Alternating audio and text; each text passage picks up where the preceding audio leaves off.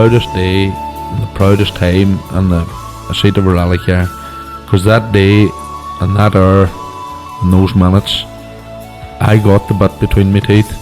You know, I really stood up and was counted and said, this is not getting away. I remember when we pulled on our helmets and Donald says to me, what are we doing? I said, we're going for gold, Barrett. That's all we said. I can still picture that run. That was just the best run ever.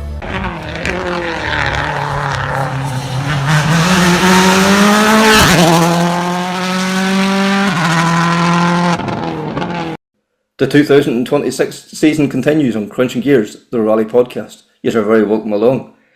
Connor, we're flying along this season here, and last weekend we had Fivemiletown and Mayo, two fantastic events.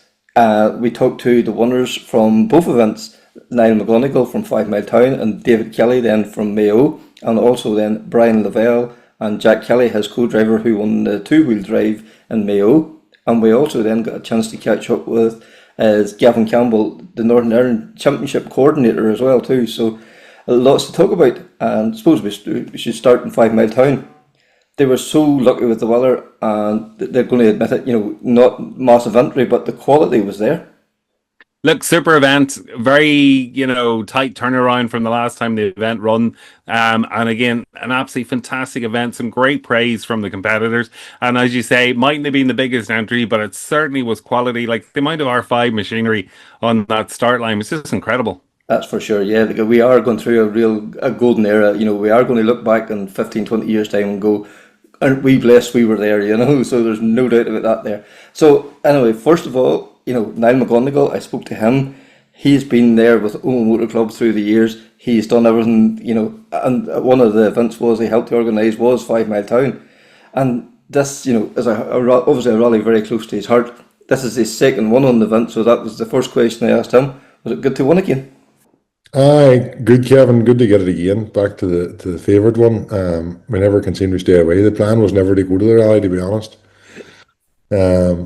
I suppose we always think about it, and are we going, are we not, are we going or not? And then Mayo clashed on the same weekend, and it was, no, we're never going to get to that, because if we've customers doing both rallies, it's not going to work.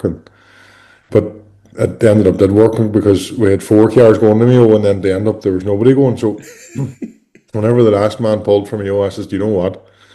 We'll go and give 5 minute rattle. The car was sitting there and it was ready to rock, and I says, we'll go, and look, it all worked out for the best. Yeah, and like you're back in the polo again. Like that's probably your first proper run in the polo, actually, is it? Uncompetitively. Well, I'd done Mayo Forest last year, and James Garville's polo. After the accident at Tipperary last year, he let me the polo, and I done Mayo in it. But that's my own car now, and that's the first one. You're driving somebody else's is never the same. Even when I pulled out of Campbell's on Saturday morning, we out on the road section, it says to Keelan, it feels totally different. Because the first time in a long time, you know, in November, I drove Connor's Skoda. Yes. And still, even in the road section, things in your mind, you just driving your own car, it feels totally different. This feels totally different. It's just good. You get into your own yoke when you're driving out the road. You know what I mean? It's just everything feels right.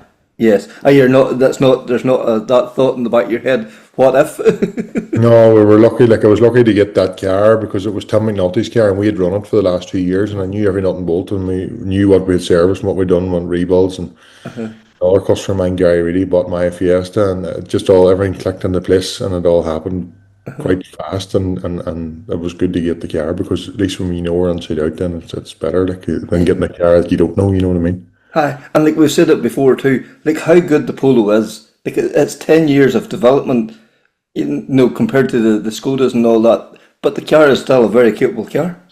Polo is still very, very, you know, you can see it yourself. It can still, and if somebody was still to take somebody fast was still to take one to a tarmac rally, there's no reason that they can't be fighting at the top. Still a very, very competitive car. And like when they came out in 2017, 2018, they were so ahead of their time. Yeah. And it's still unbelievable. Like driving that car at the weekend, it was effortless. Yeah. Really effortless. It does what you want. And like I actually sent Davy Graham. I don't know if you remember him from years ago. Me and Davy keep in good contact, and I sent him an car. He just takes back. It looks like you're in the simulator. The They're just effortless to drive, very, very good. And like, you know, I'm not saying anything bad about a Fiesta by no means, but No. you really have to be on the door handles to get a time in a Fiesta, whereas you can just maybe sit back a wee bit more and them yokes and let the car do a wee bit more of the work, you know.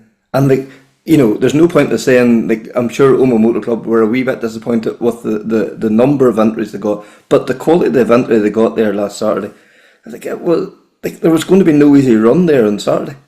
No, for sure. And it was disappointing for the club and the numbers they got, because I have to say it myself, it was an absolutely brilliant rally. I know there's some of the stages was short, but see, when you get onto Jenkin, that piece of road is just unreal. And we all said it, like me and Vivian and all, we stood and talked, and and I think it was in the regroup, everyone was just saying, can we just keep going back in and in, because that was, you see the start of it, like I think it's 1.7 kilometres to the first junction. And that's so ballsy, right down. It's flat out the whole way. You have maybe 2 squeezes in the whole 1.7k, and it's just unbelievable class. And the format of the rally was actually very good, to be fair.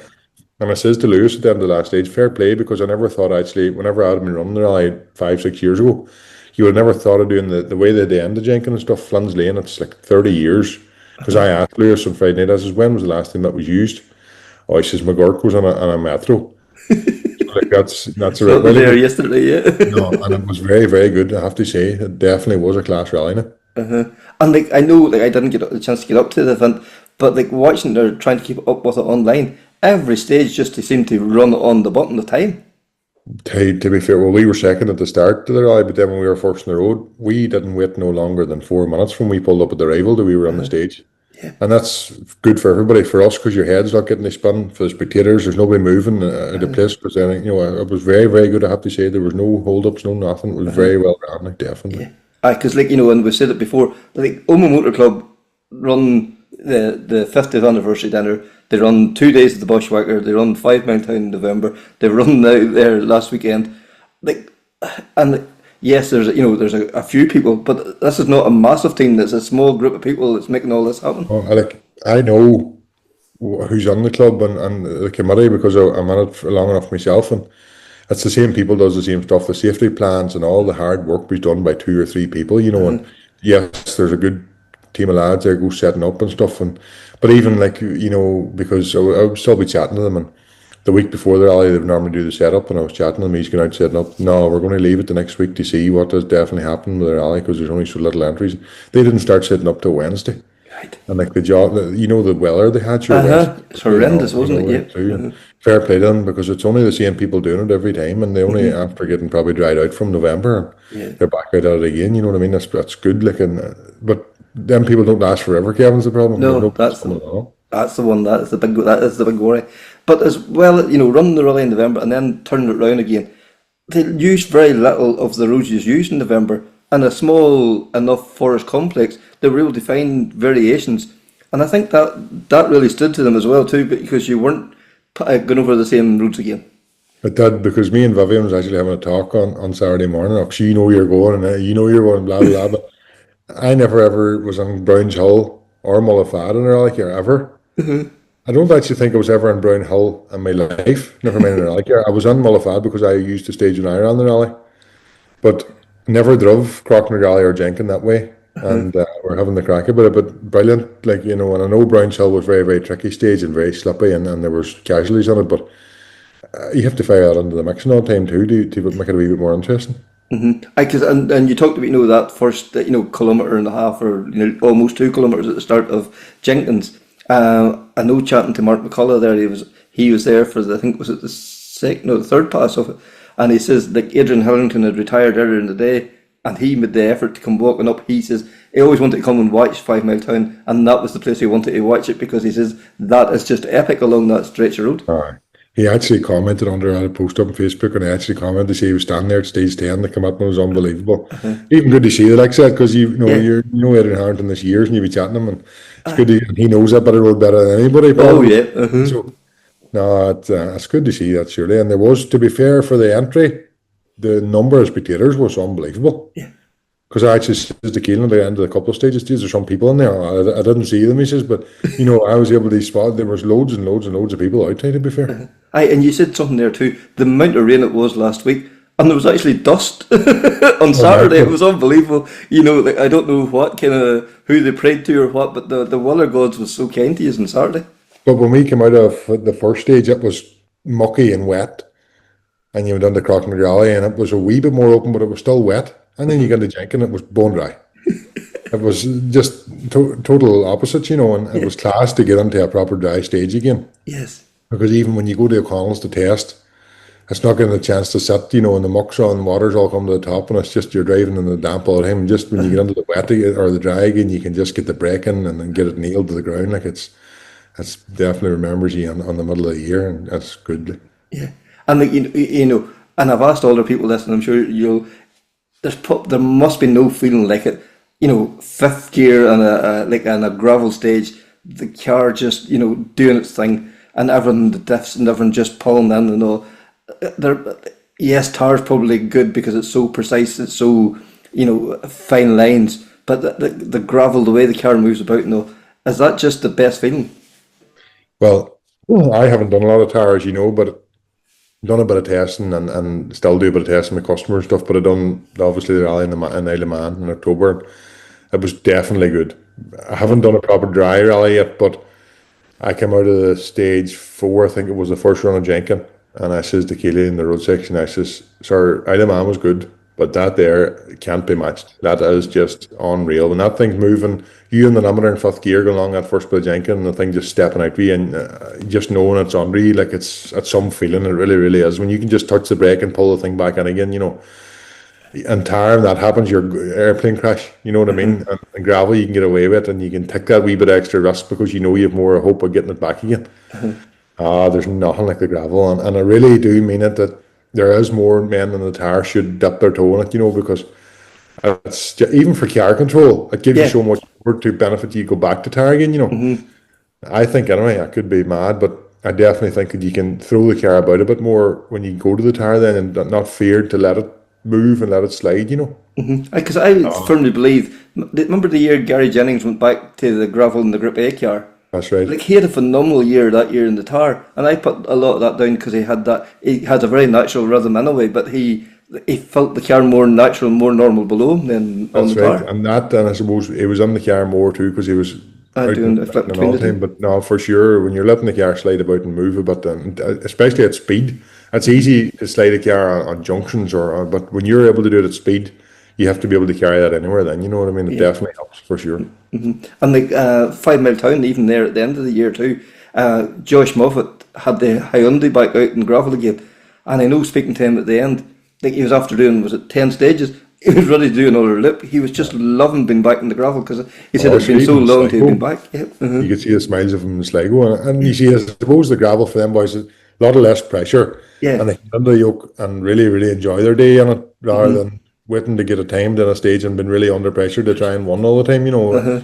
I suppose it's a bit of hair down day and shoulders down and just go at it for a bit of crack. I go back to why they got involved in rallying in the first place, I suppose. Exactly, and all rallying's expensive by no means, but the gravel does cost a wee bit less than opposed to tires, and you're not using as much fuel and bits and pieces, you know. So definitely, I think a lot of, and a mixed championship again, I think would work. You know, I know Northern Ireland went away from it and they've separated the championship, but I think if you could ever get somebody that was brave enough to make a championship, like 4 rounds of national and then 4 rounds of gravel, and so I think it would work if you had your tarmac one side of the year and your gravel the other side of the year, so you're only changing the car once. I think that would be something to go, and you would get boys interested in it. I think then, you know, if there was less tire for them to do, and they says, well, there's no option, let's go at it, like, you know, I think it would make for some option, you know, for some thing to watch. Because we have now, like, you know, gravel had been probably, and you know, maybe 10, 15 years ago, gravel was always kind of seen as the poor relation, but it's not anymore. Like, gravel rallying now in Ireland is as good, if not better, than the tar. So you see that on Saturday, you know, 2 RS Skodas sitting there, and sure, the top gear to be in tar now, and they're there in Fivemiletown, like, you know, and that's brilliant. It really, really is. Like, Vivian's car was brand new. I went testing on Wednesday, and he was there as well, McConnell's, and his car was wheeled out of the shuttle, and it was never had drove up the road. Brand spanking new 125 edition Skoda, and like, it was like, the boys were all saying, "Where are you going with that?" I says, "That is the right place for it. Get it on." But my car had never ever been on the gravel either. It was tire from brand new. I'd never had seen gravel, and sure, it was his first time in gravel too. But this was the sure. And I have to say, one of the drives of the event was Aoife Raftery in the Rally 3 car. For sure. Phenomenal right from the start.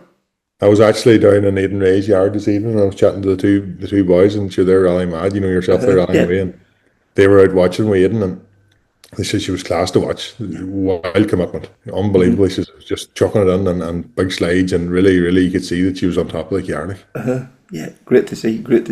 And then, for your business, we've seen there in the last few weeks, these new Skodas, the 125 ones, you're converting them to right-hand drive.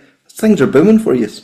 It's busy, thank God. It takes it all, Kevin, as you know, but it's very, very busy at the minute. We get the first Skoda converted and finished, and the second one's well underway there now, and Tim's going to be hopefully out in Burr for it, so get a bit of testing done beforehand. And Aidan Ray's brand new car lands now. It's actually, we got a picture this morning. It's sitting finished in Skoda this morning, so it's ready for lifting out at the end of the week and get it home, and he'll be going to Burr in it. And no, he's not converting, obviously, it's staying left-hand right. It's all go. You think we had a workshop full of polos. There's 10 or 11 polos, and now it's going to just be a flip side, and it's going to be Skodas all of a sudden. So, no, we'll just take what comes, hey, and it's very, very good, and it's very busy. And as I told somebody, I think it was at the rally, like as you know, I used to sell cars, and I always was around rallying from 4 or 5 years of age. But when you get up in the morning now, you're just mad to get away to the garage, and I just really love what I do, to be honest, and really enjoy it. And that's what do they say? If you find something you love doing, you never work a day in your life. I think the boss here might have a word to say. She might have all her ideas about that. Exactly. But no, I really enjoy it, and we're busy, and it's good. Like, there's plenty of stuff happening for the future, and it's all looking forward. And you're always still looking to better yourself. You never at the top of your game in your head. You're always thinking, how can I better? How can I make it go further again? But no, look at it's very, very good for the time being, right? And as well as that too, you have really good friends around you as well too. All competing as well. You mentioned, Aidan Ray there, Frank Ray, Alan Smith, all people that you're good friends with, and the rallying's a bonus then as well. Oh, for sure. Sure, I've been friendly with Aidan since we went to school together. And I've been about their yards since I was no age. And Frank, so I worked with Frank as a lad, like when I was 13, 14, I worked for Frank and worked in with Aidan, sure. And, now they're customers of mine, and sure, you'd be talking to them all every day. I'd be talking to Conor McCrossan every day, Jason when he was rallying, and all the boys, I'm friendly with them all. And it's good, I suppose some people say it's not good to be too friendly with people you're working with, but we get on as friends when we're at rallies. Surely we think be serious when you have to be. Oh, look, I've been chatting to all the boys every day, man, and the whole lot. Sure, that's what you know what I mean. You have to have a bit. It's fun at the end of the day, and it's a hobby. Yes, we have a business out of it, but the boys still have to enjoy it and have the crack. You know what I mean? And that's what they do a release from work, and you have to have a bit of fun too. So thanks very much there to Niall, and hopefully we'll see him out again soon. Mayo last weekend, we've all seen what happened there. The weather gods just were not kind to them. Such an unfortunate end, the way the rally ended for the club, Conor. But when the weather gods turn against you, there's not much you can do. I know, it was torrential in the afternoon, and it was a tough start to the first round of the National Rally Championship. Really was. My heart did go out to both the organisers and the competitors on the event. Yeah, and all the marshals and everybody outstanding on the ditches as well too, obviously. Yep. What can we say? We've said David Kelly is long overdue one. He's had misfortune. He has a lot of close calls. To see him finally getting the one, that was fantastic. Absolutely delighted for David there. Yeah, look, it's been building for some time, and great that the bubble has burst now. So one of many, I would say. That's for sure. Hopefully it's like the bus will be 2 or 3 come along now. And then good friend then Paddy McCrudden was sitting on along with him. Paddy is just one of those just real good, genuine rally people. No matter when you meet Paddy, whether it's along the street or in the service area, he'll always time to chat. An absolute gentleman. So absolutely delighted for the two guys to take the one there in Mayo. So I think without further ado, we're going to first of all hear from David. And the first thing I asked him was, are you over the moon with the one? And then that'll roll into Brian Lavelle and Jack Kelly. Yeah, look, we're definitely over the moon with the result. We've been putting in a lot of effort over the last couple of years there, and we've been close a few times and just never got it. But no, look, to get it yesterday was a big achievement, and we're happy, and suppose it wouldn't be possible without all the team and all the help we get from everybody. So no, it was great to get it. Yeah, as you said there, like this has been like a huge effort. You've been knocking at the door. There's just been a wee bits of bad luck here and there. There's been some great results along the way as well too. But like to finally get it over the line, like how did that feel at the finish? Was it a relief or was it pure joy or what was it to finally get it over the line? I know. Look, it was. Suppose we've been there, as you said yourself. We've been there a few times. It was Sligo was probably the closest last year, and it went down to a race in the last stage, and we ended up didn't come out of the last stage. We slipped off, but look, suppose not. It definitely is a relief to get it, and hopefully it'll make the next couple easier. Maybe because you don't have that pressure on you. If you're maybe in the lead of the rally or chasing the lead of the rally, you don't have that pressure. You can just kind of race without worrying about it. Yeah, and like you take the step up into the main category.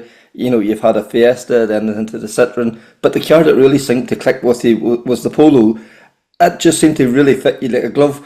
Was it almost hard to let it go, or was it coming to the end of its development almost, I suppose, really? I suppose it was hard to let it go, to be fair, and it was kind of a decision. Like, if it's probably there was really very little wrong with the Polo, but I felt we kind of had to move with the times. We had the car for 2 years, and look, the other cars were definitely more developed and stuff. So it was like a choice we had to make to try to move on if we felt we needed to get a wee bit more out of it. Not saying that the car was ever really holding me back, to be honest with you, but there definitely is a bit of an advantage in the new car. I didn't find it when I had the Polo, but I can kind of see it now when I have the new car that there definitely is an advantage in the newer cars. But no, we were sad to see the Polo go, and it actually the guy bought it off on his first rally there at the weekend in it as well, so he got on well and got a finish. So I'm happy to see that. Excellent, yeah. Because like the Polo, is, or I was going to say was such a good car, but continues to be such a good car. Like it just proves how good they were. They're like 10 years they're 10 years behind development stages, but the fact that they're still able to get ones and get really good results, testament to the work that went into them in the first place.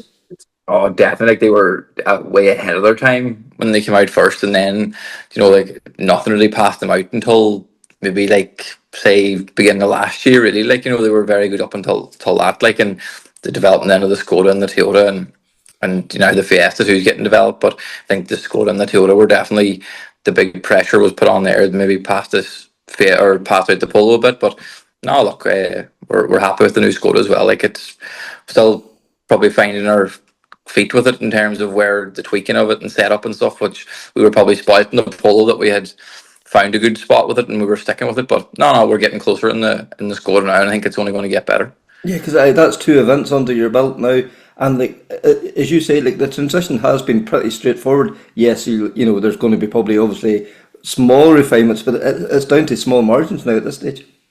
No, definitely. It's down to really just kind of myself being comfortable in the car, like, and getting a setup that works for me and works for the conditions, and without having to do any drastic changes. So, no, we're getting closer all the time. So, no, we'll keep pushing on now.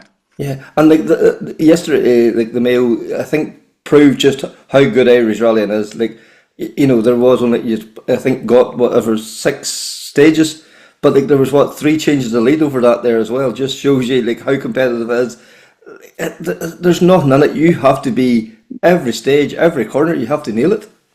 No, definitely. Like, no, it was great. It was great racing there with Josh, and it's unfortunate for Michael went out early, but it was great racing in the morning. And then Josh and myself and Eddie, and there was loads of guys there like that were racing. Like, and there was a couple of guys there as well. Like, like so Shane Quinn and that is putting in some massive times, and Matthew Boyle, like some of the times he was putting in yesterday was savage. So I was just saying to somebody there today, it's like it's a good sign of what's to come. Like, it's not.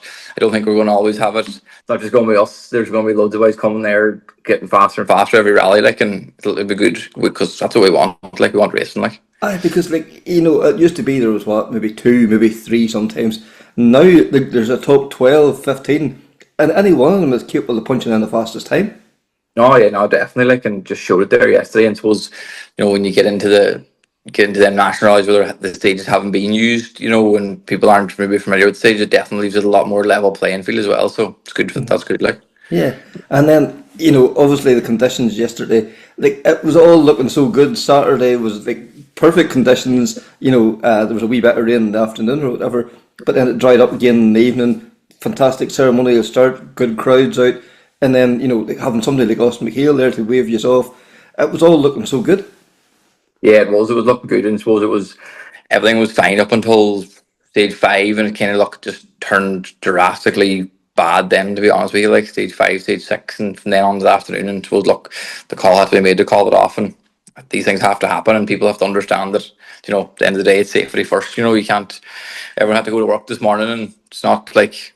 It's not like you need to be taking any risks. You don't need to take the risk, you know. So no, look, it was the right call, and I suppose it was a big thing there for all the marshals and the timekeepers out there yesterday. Like, you know, I said to Paddy a few times yesterday, is like, geez, that's a horrible job. They're standing out there today, like, and fair play to them. Only for them we wouldn't have the rally. Yeah, and that's a man we should pay tribute to. Paddy McCrudden got the call last minute, and just typical Paddy has the bag ready to go. Yeah, there wasn't one hesitation with him. I just gave him a shout there middle of the week, and I says, "Will you go?" He says, "Yeah, not a problem." Shane wasn't around, so look, got into the car, hey, and I think it didn't even take a kilometre, to be honest. Hey, he was honest from the word go and didn't miss a beat, hey, and even though with the conditions, and there was a couple of scares over the day with the water and stuff, and look, he never missed a beat, in fairness to him, so fair play to him. Aye, because like a man that's so chilled out and relaxed outside the car, whenever the clock's ticking, he's the ultimate professional. Oh, 100%. Like, Paddy actually never sat on with me before. It's the first time he sat on with me, like, and no, in fairness to him, everything was bang on. Hey, there wasn't a bother from the start of the recce to we got to over the ramp yesterday evening. Everything was 100%. And like you mentioned as well at the start, this isn't just, you know, David Kelly sitting in the rally car. This is a whole team of people makes all this happen as well. Oh, definitely. And I suppose that's a big part of our thing. Like, we have a great team, like, and very lucky to have so many people that are dedicated. And like, if you rang them and said you want to go to Africa to do a rally tomorrow, like, them boys are right behind me. Like, there's no hassle. There's never a problem. Like, everything we ever need, or the car's not right, whatever we have to do to get it sorted. And look, we have Neil on the car, and Dara then looking after gravel notes and looking after the team and kind of planning everything, and Ryan there as well, taking the car here there and everywhere weeks before the rally and late nights, and Marty Gallagher, there's loads of them. It's left as long as my arm, like, and I wouldn't do it without them boys. Yeah, and you know, as well as being their family as well too, because they are, as you say, they would do anything for you. They would, you know, as you say, they would go to Africa, they would drive to Cork in a heartbeat. Yeah, 100%. And suppose, to be honest with you, it's kind of one of them things. It's like, it was nearly more of a relief yesterday that I got the win for them boys than it was for myself, to be honest, because it was so close a few times, and it was like, kind of happy to get it for them because they work so hard as well, like, to make the whole thing happen. And then, you know, looking forward now, I suppose West Cork now is only a few weeks away. You've got that chip off your shoulder as such. Will that, you feel, give you more confidence now going forward? Yeah, no, it definitely will. I'm sure it's gonna. It definitely has to help in some way. Anyway, like we definitely have to move forward with it. But no, we're looking forward to getting going, and we can hopefully go to West Cork with our tail up. Yeah, and like, what then, West Cork, is there really a plan for the rest of the year? Pick and choose, or Yeah, I suppose try to get a few rallies and as many stuff in now Donegal as possible, to be honest, and to take a few rounds of national and do the full tarmac and see from there. But it's kind of a hectic enough 2 months there of rallying ahead now, a couple of back-to-back weekends, so something's going to have to get dropped somewhere along the way. We can't be rallying every weekend as much as we'd love to, but we can't be rallying every weekend. But no, look, we're just kind of keep the head down between now and Donegal and reassess them. We'd like to do a bit of gravel again at the back end of the year. Definitely, that's something we're definitely going to have to go back to the gravel again. Yeah, no, it was great now, especially on the home rally to get it. It was dream stuff, really. So over the moon with it. Yeah, because like, you have served your apprenticeship, you come up through the civics, and after COVID you come back into class 13, and like coming from front wheel drive into rear wheel drive, you know, as a step, and then to go from class 13 into class 14, a big step again. You know, you've had a few hard days along the way, but I suppose this has all been building, because the pace has always been there. Yeah, that's it. We started, I think it was back in 2015 in the Class 1 Civic, and went all the way up through to 11F, then into Class 13 and Class 14. I think it was, 10 years ago, we won the first class in the Class 1 Civic, and Shane Byrne was actually sitting down with me that day. So, so it was good. 10 years later, I got the Class 14 win, so... And And whatever happened to that Shane Byrne fella? Did he ever become the Anton at all, you know? It's not doing too bad now. He's doing all right for himself, hasn't he, you know? Yeah. But, like, you know, we often talk about, you know, the progression, and, you know, that has been a nice way to learn your trade almost. Like, it's like any other, you know, if you're a joiner or an electrician or a builder or whatever, you know, you don't go in and start at the top. You have to build your way up, and, you know, to work your way up through the ladder like that there, you have learned you've learned your craft. Yeah, no, definitely. You can't just expect to rock up and be at the sharp end. So yeah, no, it's taken a few years, and even getting into class 14, from the transition from 13 to 14, that's taken a few events. And no, it's seat time. You need seat time and the experience to get there. For sure, for sure. And Jack, it's the same with co-driving. Like, you've been co-driving now for 8 or 9 years, I suppose, now at this stage as well. A couple of years, yeah. I suppose back in 2018 or 19, I think I started there, right? Same story back in a junior civic there. It was a mate of mine, and I suppose just built up along the way as a couple of lads, and moved on to a bit quicker stuff then. I suppose into class 11 we were on a good pace there, myself and Jack Brunton, and put in a couple of good results, and then done a bit with Corey Eves, and then in with Brian then in the Lakes last year. So that was the first introduction to a 2.5 car, and it was a fair introduction all the same, I suppose.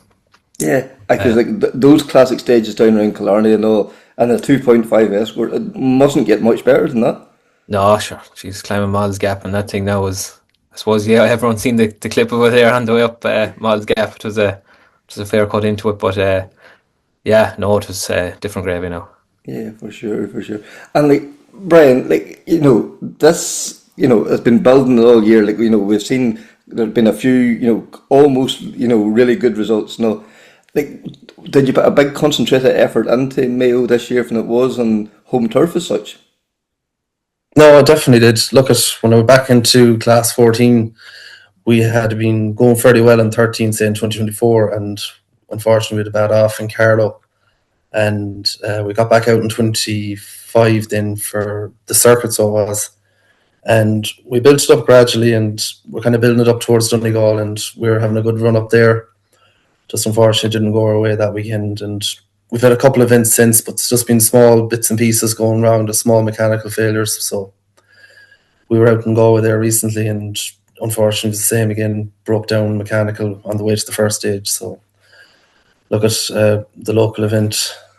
Yeah, I put a lot of effort in, right? You know, a lot of hard work. It just doesn't happen. So no, it's just relief now more than anything to get a result. So yeah, because you know, there's a lot of on-scene work goes on before you ever get to the event. It's the, you know, trying to sort of cross all, you know, tick all those boxes that the car's prepared as well as it can possibly be, and then as well for yourselves. Then there's a lot of work goes in on the DVD, all that kind of thing, even before you ever set foot to start the recce. yeah, no, definitely, that's the way it's gone now. You need to have the homework done before you come to these events. You know, unfortunately, I have a good team there. Paul Reed there and his crew running the car for me. You know, just couldn't fault those lads there again at the weekend. Just a great bunch of lads. Jack there as well, done a faultless job. Jack hadn't sat with me since Killarney last year. My usual navigator, Gavin Doherty, was away for the weekend, so Jack sat in there and clicked straight away, and just everything just worked. So Yeah, because you need a good, safe pair of hands beside you. Because, you know, if you're not full confident in the person beside you, you're going to be hesitating if they call something and you're not sure of it. You need to be, you know, it needs to be coming at you at the right time, at, you know, the right pace. oh no, that's it for sure. Although I don't know now, it wouldn't have taken much. I wouldn't have been. I was going to go for it for the home rally, so it was. No, thank God it worked out well for us. But like, Jack, even like for a co-driver's point of view, like, you know, because you're getting into different guys now, does it take, you know, a lot of work to, you know, to build that natural rapport to make that easy transition then from driver to driver? I suppose not really, but like it's kind of nearly easier keep the notes when you're moving at that faster pace, like, you know, and Right. like when you're used to a good pace, no matter what class you're in, you kind of know, like, you know, you're going to be climbing corners fairly quick, and then you're in the 2.5 car, sure, geez, like distances are completely cut out of it, like nearly you're in on corners quick as light, and you don't get an awful lot of time to lift your head. So, especially at the weekend there, that proved it is with them sort of conditions. Sure, there's nearly pointless looking up, like, but no, it's things are coming up in you an awful lot quicker, but you just get into a rhythm and a flow, and that's it. Just keep Yeah, and singing like, until you're at the finish there. like, are you kind of almost driving the road with the seat of your pants, as they talk about? Yeah, You can feel yeah, it all yeah. happening. Yeah, but you kind of, I suppose, you get used to it too. You get used to the distances that you can quickly glance. You'll know where you're going, like, and you'll have a fair idea, do you know. But yeah, you're nearly feeling corners more than watching them. And Brian, have you ever co-drove? Like, it must be like a surreal experience. Like, as much as, you know, like, you're going at the same speed, but at least you have control. You can see what you're doing and what's coming. Like, for those guys with the head down, like, that's a different kind of madness too. Oh, definitely. I know. I actually did. Was it in early 22? I was waiting for the Mark II to get built at the time, and I sat in for Go International and Mayo, and no, didn't. No, it just wasn't the same for me now. You're no rush to do Well, it it again. was grand. It was grand. It was a bit of crack, but no, I'd rather be in control now, to be fair. And then, you know, like the home rally we talked about there, like the club and a huge effort to make this all come together. And like, unfortunately, the weather, but the stages, everybody said, like on the recce on Saturday, the stages were just an absolutely tip-top condition. It was looking as if it was going to be a fantastic event. No, definitely the Stephen there and all the crew that were involved. You know, this weather didn't play ball, unfortunately, but no, the stages, organisation, everything was first class. Like, they did put a lot of work into it, from getting the rally out there online, Andy Welch there with the countdown. You know, for effort, you could not fault them. Just stages, everything was perfect. Just as you said, the weather now, but fortunately, we can't do anything about that. No, that's for sure, yeah. Because, Jack, like, whenever you rock up to an event, and, like, whenever you probably see straight away, like, the clubs that have, you know, that are working with the competitors, how easy they make it, and, you know, how simple things are, or, you know, if everyone's where you expect it to be, when you expect it to be. Yeah, I suppose so. But like, I know everything was, it was fierce well laid out. Like, you know, it was easy to get in on that event the way it was. Like, you know, it was just rock up and everything was nearly laid out for you. Just get out and get your notes made and get comfortable and get ready for the morning. That was the intention. But look, we put a lot of work and a lot of effort into it, I suppose, between notes and DVD and everything, like, so. It was I knew from going to the event, I knew Brian wasn't going to be sitting back and watching the rest of them do their thing. So it was a matter of just tune in and get the job done. Yeah, because like I suppose before we leave that, is like even to have Austin McHale flagging you off there on Saturday night, like a very proud Mayo man as well too. Like, and it was nice to see him making the return west again as well. Yeah, no, definitely. Yeah, I think he was Lewisburg, I think. And his sons Gareth and Aaron as well. Aaron would have been a Mayo Motor Club member as well. So yeah, no, definitely, it was nice to see that. I think it's for the 50th year. For sure. And then, you know, as Jack just said there, you know, you spent a lot of effort into it. You weren't going to be found wanting, but like there was everybody there almost on Sunday that you would want. You know that. You know, you had all the heavy hitters, so you were going to have to bring your A game on Sunday morning, regardless of the weather conditions, because like there was going to be no soft results. No, that's it. But look, that's what we signed up for into class 14. So, you know, you're never going to get it handed to you. So, but no, it's true. They were all there, so it makes it more satisfying. But yeah, no, absolutely delighted with it. Yeah, because like you were in the hunt right from the start. Like the times were good right from stage one. Yeah, no, all went well. In fairness, as I said, like we had a good bit of work done. We were well up for it, and no, we hit the ground running, and kept going for the day, kept the head down, and stage times were good, and yeah, couldn't have asked for any more. Yeah, and like whenever you come off the first stage, you know, and you feel good, and you know you feel the car's working for you. Does that confidence then like breathe into the stage times, and then whenever you start to feel good, the car starts to probably feel even better. Does that just continue then? Like, does it almost become natural then, really? Yeah, no, it would for me now. I always try to get out of the blocks early if I can, get into a good rhythm, and usually get a good first stage. It builds it for the day for you. But I don't know. The first stage there was wet and tricky, so I don't know if anyone was coming off the first stage full of confidence. But no, it worked for us anyway. And like Jack, for you, even from your point of view, do you still have nerves heading out to the first stage? Is there the wee bit of a jitters before the countdown clock goes to zero? No, it's something I suppose never really had was nerves.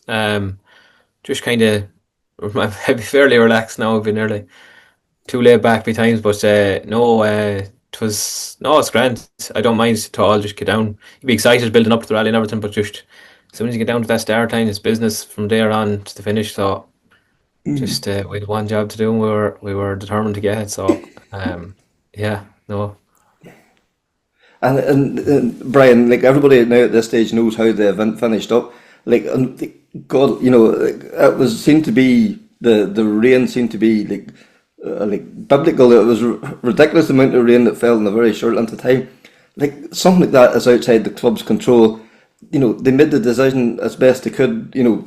It's not something that you can go to a book and say this is what we need to do now. You have to sort of work with what you have. This is it, yeah. It was tough. It was tough for everybody.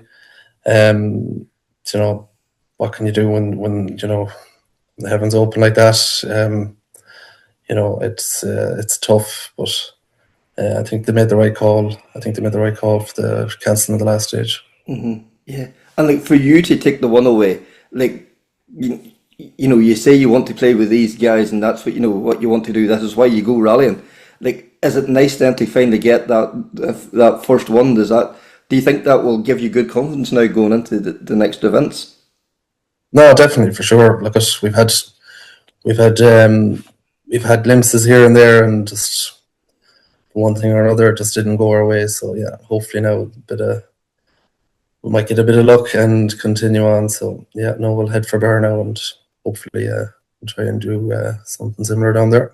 Yeah, and what's the thoughts now going ahead now with the rest of the year? Is it stick to the national or pick and choose your events? So a few national rounds, a few internationals. No, I'll probably commit to the border and the national, and hopefully Killarney again and Donegal. Yeah, that's the plan at the moment. So very good. And Jack, what about yourself? Is any thoughts where to next? I don't really have any plans for the year. I have my own car there, and the plan was, I suppose, to really get that back on the road and get going at some stage in the year. But no, nothing hugely planned now for the year. Just take it as it comes. Yeah, if any man needs a co-driver. Yeah. Oh, stuff. And Brian, like we all know, rallying there's a lot of expense, and everybody needs sponsors, and you're lucky you have some very good people around you there as well. Yeah, no, definitely, and a lot of them are there since even started back in 2008, autocross and in Harrington's Quarry. So I have a lot of thanks to those lads. I went to them, and some of them didn't even know what I was at, but no, every year they always come in behind me, and look, I wouldn't be able to do it without them. So no, very grateful for all the support I get. Thanks to David Kelly there. Fantastic now that he's got that first victory. So, as we said earlier, one of many. And then also from the two-wheel drive winners, Brian Lavelle and Jack Kelly. Again, outstanding drive in some very tricky conditions there, Kevin. That's for sure. Yeah, definitely it was, So, and, hopefully then Burn in a couple of weeks' time, the weather will be a bit kinder to the competitors there, So, and then also this weekend starts the Northern Ireland Championship, Connor, and starts off in Bishop's Court. A very strong entry there as well. Yeah, decent entry, all right, in Bishop's Court. So looking forward to that now. And again, good opportunity to kick off the tarmac side of the Northern Ireland Championship. And hopefully the weather is kind to everybody taking part in that event and marshalling as well. That's for sure, yeah. Because last weekend, Fivemiletown obviously started out the Northern Ireland Forest Challenge. It'll kind of wraps up then towards the end of the year. But the tarmac rounds this year are very interesting. Bishop Court obviously this weekend. Then the Circuit Ireland are going to be taking part in their point scoring on day 2, but they can also enter the full rally if they want. Loughgall is going on a combination of road and the country house stage, and then a brand new event run out of Downpatrick, organised by Ballinhinch Motor Club as well. That's something that I think is going to be very exciting. There's great plans there. And then the Down Rally, and we all know how good the Down Rally is there. So yeah, some great events coming up, Connor. Yeah, no, definitely looks like a very interesting, a very exciting season. And you had a chance to chat with the Championship Coordinator Gavin Campbell about it. Yep, that's for sure. Yeah, so let's hear from Gavin. And I was going just the first question I asked him was a very good start to the Northern Ireland season. Absolutely, Kevin. No, it was a fantastic event, and I mean, right from the outset, I will say full credit to Oma Motor Club, because in the space of 5 months they ran 4 full days of forest rallying, and I think they're picking themselves up off the floor right now. But what a fantastic effort! And of course, the big centenary or the big half centenary celebration. We did a big dinner in Oma just before the Bushwhacker as well. But yeah, they ran a great rally. A lot of very good feedback from it. And I have to say, from a challenge point of view, I'm particularly enthused that, in fact, the top 4 finishers overall were the top 4 point scorers in the challenge, which to me shows me that we're going to have a really good competition this year in the forests. And of course, 5th was Aoife Raftery and Dita Kammersgaard, who had a fantastic run in the Rally 3 Fiesta, and great to see a bit of an international flavour into the forest as well. Yeah. And of course, can't go without mentioning Aaron Johnson, the Toyota Gazoo World Rally Team co-driver, who won his class and has registered for the championship. So he's actually leading his class in the Forest Challenge as well. So for a rally that was maybe a bit low in numbers, it had a lot of interest right through the field, and certainly got great coverage, I have to say. For sure. And now this weekend coming up now is the start of the Northern Ireland, the tarmac, it's the Northern Ireland Championship, and again, great to see the championship looking in really good health. It's very interesting this year. You've 1 round on the tracks and then the rest are on the roads. Yeah, so absolutely. We've very fortunate to have Brown and Brown on board again. So it's the Brown and Brown Motorsport UK Northern Ireland Rally Championship, which means in Motorsport UK's eyes, it's right up there with the English, Scottish and Welsh Championships. Probably we're all just one step below the British Championship, the BRC, but delighted to be there, and delighted to have Brown and Brown on board. Of course, people knew them over the years as McGrady Insurance, but Brown and Brown, one of the local leading insurance brokers. But yes, you're right. We've got we're out of the 5 rounds this year, we've 4 enclosed roads, but we're kicking off this weekend with Bishop's Court. And over the last couple of years, as people will be familiar, because I'm also, as well as being involved in the championship, I'm very much involved in the Ballinhinch Club that runs Bishop's Court. So we've got the race and rally stages, and very enthusiastic sponsor in Raymond. We're on board there for the event. But we've tried to make Bishop's Court as similar to a closed road rally as we can. So we got a lot of feedback over the years from competitors. They were concerned that with the lapping system that we had to kind of get the mileage up, that the concern there was if they caught somebody on a narrow part of the stage and didn't get by, it would cost time. So we now run a system where we have no lapping, and that has helped. Also, with Motorsport UK, we've given a special dispensation. We're one of very few single venue events right up and down the UK that's allowed to use pace notes. So we've had both the leading local pace note providers, Killian Duffy and Michael Patterson, have already made their notes and posted them out, and competitors will be using those at the weekend. And we think, a single venue rally like that is ideal in so many ways, because it's in my view, and as a former competitor, it's a pretty safe environment for a novice crew to learn how to use notes. Mm-hmm. But it's also it's a great format for the first event of the season, because you get half an hour service, 40-minute service after every stage. So if you're trying a few different setups in the car, or you want to try different tires or whatever, it's a perfect opportunity for that. But we're really kind of out of the frying pan into the fire then, because our next roundup is the McKinney Competitions Circuit of Ireland, and we've opted for a one-day format. The organisers have very kindly accommodated us, so our competitors, we have the option for our competitors to run just on the Saturday. But we just clarified actually this week in a bulletin, if a Northern Ireland registered competitor wants to do the full Circuit of Ireland, we can still give them points for the Saturday stages, provided they complete that part of the rally. Yeah. So that's an even better opportunity for our competitors to get a bit more mileage should they want to do it. Yeah. Even at that, the one-day circuit's probably a higher mileage than we are used to in our championship, but it still is a good opportunity for people to get that extra level of competition. And then just get my dates up in front of me so that I don't misstep here. So that's the 4th. Then 4th of July, we're back to Loughgall, and the very popular format in Loughgall, which is very family friendly because they would run a car show and some side shows in the Forest Park. They will have stages in the Forest Park, but they're out this year for 2 stages on the public roads. Previously, they've run the 1 stage in the park and the 1 stage in the roads, but they'll be out for 2 different stages on the public roads this time. And I have to say, the club, full credit to the club there. As you know, as you probably know, William Fullerton, who was the leading light there, sadly passed away last month. And for many years, William was very closely associated both with the Loughgall event and, of course, the Lurgan Park Rally for many years. So William is a big loss, and everybody in rallying does miss him and passes on to the club and to his family, of course, our condolences. But the club are determined to run a really great rally in his honour. So they're running the 4th of July. It's quite busy then because we have a brand new rally, 25th of July, again back to the Ballinhinch Club.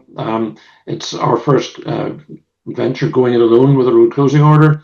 As you probably know, we co-promoted for several years with the Rathryland Club in the Down Rally. But we're running Rally Lecale, for kind of forklift Rally Lecale out of Downpatrick, and fantastic support from the local council, Newrymore and Down, and also from the Downpatrick Regeneration Committee. And that's, of course, why we're calling it Rally Lecale, because that whole region around Downpatrick is the Lecale area, and the council and the Regeneration Committee are very keen to promote it as a destination for people. Yeah, because we spoke to Fintan McGrady at the start of the year, and he says the local council are very keen, and they're hoping to promote. They're going to have a festival on that weekend, and the rally is going to be front and centre of this. And the event itself, there'll be a service area, there'll be a ceremonial start. The council's really full square behind this. That's absolutely right. No, we're determined to make a big hit of this in the first year. We've, of course, competitors will be interested that we've got four great stages run twice, which I'm sure they'll enjoy. But the whole event, again, very family friendly. The idea is to draw people into Downpatrick. It's a great venue. In fact, we're using the St. Patrick Visitor Centre, which is a fantastic centre right in the heart of the town. That'll be rally control. There's a start and finish ramp right outside, and literally right around the corner in the town centre car parks, the service area. So the rally literally is coming right into the heart of the town. Downpatrick is embracing it in every sense of the word, and we'll have a lot of activities for families and as well as rally enthusiasts. So yeah, very excited about that. And then wrapping up the season as we have done the last year or two with the Down Rally. So our colleagues in Rathryland Motor Club are running again. We think most likely out of Banbridge as they ran last year. Just waiting for final details to be confirmed for that event. But that's our 5-round championship, all over quite early in the season. But that then gives us a chance to turn back to the Brown and Brown Forest Rally Challenge, kicking off again in September. So the rounds 2, 3, and 4, but with 3 rounds out of 4 to count, we could still see new competitors coming back into that for the second half of the year. Yeah, and like you talked there about the new rally, but the Down Rally as well. The last few years has run as part of the British National Tarmac Championship, and that's been a huge success as well too. And it shows that the level that we have here. We keep saying how good our own guys are. It used to be back in the golden era that people talk about. The British Championship visited, and like our guys were, they weren't always at the sharp end. It's not fair to say they were just making up the numbers. They weren't. There was a few competitive guys, but now from the British tarmac boys come over, we're every bit as good, and sometimes and a lot of the time beating them. Well, I think it's great to have the Pro Tire Asphalt Championship coming again this year to the Down Rally, because as you say, it does allow us the chance to benchmark. I think that was probably the first time that a lot of people here became aware of Sam Tousell, Yeah. who's rallying a Rally 2 Fiesta from the island of Jersey. So he's got a real difficult journey to get to most of the rallies, but he's so enthused with rallying in Ireland that he's back doing Tarmac Championship this year in a brand new car. So, the level of competition is high. I think I'm safe enough to say that in the years that the Down Rally has been in the Pro Tire Championship, we've yet to see a Pro Tire registered competitor win the rally. Yeah. Of course, a few years ago, the now very famous and very well known John Armstrong won the Down Rally in the Mini WRC. But no, we're still waiting for a Pro Tire driver to win it. But the competition's always fierce. They're always right there at the sharp end and throughout the field. And yeah, it's a great way to finish off the season. Just 2 weeks after the Ulster, but right up there in terms of the quality of the field and the quantity of the entries. So it would be a good way to finish off the season. And the new event as well. It's probably ideally positioned because we know this year the Ulster Rally is going to be around the European Historic Rally Championship. For any guys coming over to do, wanting a bit of seat time, that new rally is just ideal for it. It's similar, not it's not going to be the same territory, but similar territory, and it would be just an ideal test ground. It could potentially be. I mean, we're sitting there calendar-wise just 2 weeks before the Ulster. The calendar is a bit congested. We put our hands up to that, and we are working. Actually, in the next few weeks, we'll be starting to look at the 2027 calendar, and we are going to have to spread the events out a bit more for a number of logistical reasons. But this year, you're right. Just that proximity of dates means that July and August period is going to be. I mean, we've got 4 rallies in July and August, which is just going to be fantastic for rally fans around the north. Yeah, for sure. And then, you said it's kicking off this weekend, first round in Bishop's Court. A bumper entry there too as well.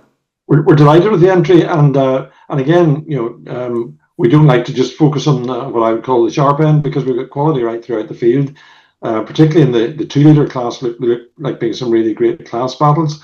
But when you look at the front of the field there, there's Stuart Biggerstaff, Derek McGarty. Well, in fact, I should mention Aaron McLaughlin, of course, the honour of running at 1 as last year's winner and the current Brown and Brown Northern Ireland champion. But you had Aaron McLaughlin, Stuart Biggerstaff and Derek McGarty in the podium last year, all out there again this year, joined by Sam Moffat, which is a notable entry from County Monaghan. And I'll give you an exclusive, Sam has registered for the championship. Oh, excellent. So, we're very interested to see how he gets on. There's no doubting Sam's pace. And I think, up against the likes of, the names I've mentioned, plus, of course, Johnny Greer making a return. He had, unfortunately, a very short run in the championship last year, but hopefully he'll do better this year. He's back again in the Toyota Yaris Rally too. So, you throw into that Derek McGeehan, Patter Herson, Marty Toner out in a Rally 5 car. And assuming he gets ready in time, he's been on the phone with us every day as he gets ready, but we're confident that he'll make it over the line. Steve Wood from across the water, Paul Britton, Conor McCrott. Look, the quality goes right on. I would have to say one of our club members out for the first time in a Rally 5 car, Gary Rogers, well known in his Mitsubishi Evo, out in a Polo R5. Excellent. Colin Graffin out in his Rally 3 car for a few more miles before he heads off to Europe. A lot of notable entries right down through the field. Yeah, and then the Micros is back this year as well with a new sponsor on board there for them as well. We have Trailer Tech on board to support the Micros, and we've a good field out. I think the real story there, Peter Dowds is running first Micra midway through the main field, but the real story is that Ben Fallis had such a good time in his Micra last year that he persuaded brother Carl to buy one. So Ben and Carl are going to be out at hammer and tongs in a pair of very similar Micras. All we've seen so far is the pictures of the two of them getting prepared side by side in the garage. Yes. And I would say it's a matter of who's a few millimetres in front come the end of Bishop's Court. Yeah, and good to see the return of our former standard class champion Jonathan Eady as well, and he's back out again this year.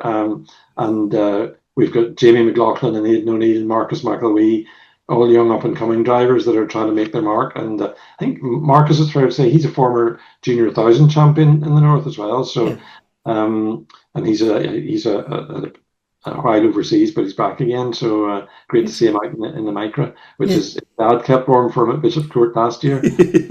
And we seen last year the excellent promotion behind the Northern Ireland Championship. Very heavy in social media, a YouTube dedicated program at the end of each event, and then also ITV4 and ITVX coverage as well. Yeah, look, we're delighted that the team has done a great job over the last couple of years, and we've kept the team together. So we've got Adam Hall on social media, William Neal on photography and press releases, and then we've got an excellent team of professional TV professionals putting together both the rally report program that we put out on our own YouTube channel at NI Rally, and then there's a condensed version of that of highlights that goes out in the Motorsport Monday Hour program. It's a slightly antisocial hour, 7 a.m. on a Sunday morning. It goes out, but for example, Sunday past, the Bushwhacker from last year, from last September was featured.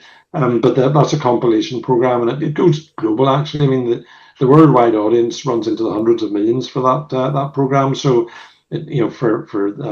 for sponsors that are looking for a good vehicle, and of course our main sponsor Brown & Brown, although we know them as a local insurance broker, their head office is actually in Florida. So who knows, it might catch an eye in Florida and do some good there.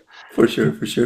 So Gavin, all we can do is but wish everyone in the championship this year the very best of luck, and we look forward to keeping up to date with all the goings on. That's great, Kevin. Thanks very much.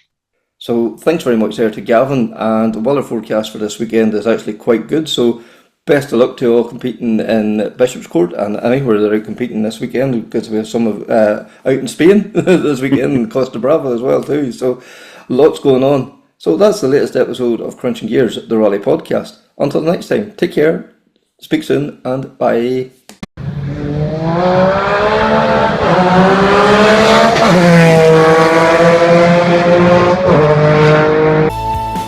That's the proudest day and the proudest time in the seat of a rally car, because that day and that hour and those minutes, I got the bit between my teeth. I really stood up and was counted and said, this is not getting away. I remember when we pulled on our helmets and Donald says to me, what are we doing? I said, we're going for gold, Barrett. That's all was said. I can still picture that run. That was just the best run ever.